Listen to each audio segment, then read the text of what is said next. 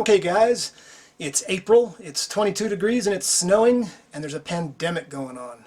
So I thought, hey, if you can't ride bikes, we can talk about them. So I'm going to call this Thoughts on Cycling. Today I'm going to talk about disc brakes. Got a wheel to show you here. It's got a disc on it. Disc brakes. Okay. What's good about disc brakes? Well, they're just better. They stop better in the wet. They don't heat up on long descents. They don't wear out expensive carbon rims. They look cool. I think so anyway. What's not to like?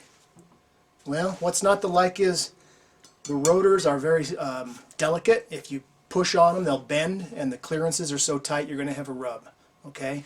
So if you travel, if you put your bike in the back of your car, you got to make sure that you don't bump into these things.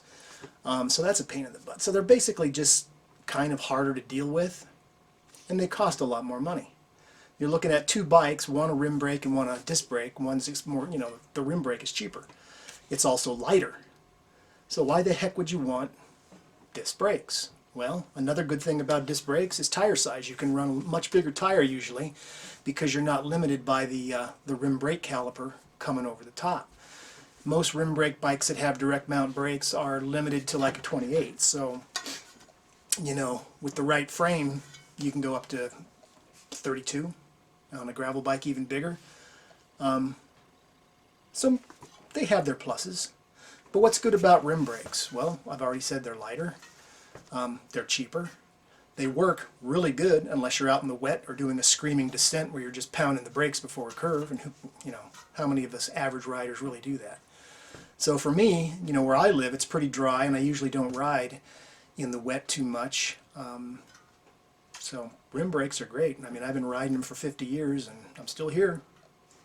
So tell me what you think in the comments if anyone watches this video, which is doubtful. But I have both bikes. I have a Cervelo R3 with discs, and all of my other bikes have.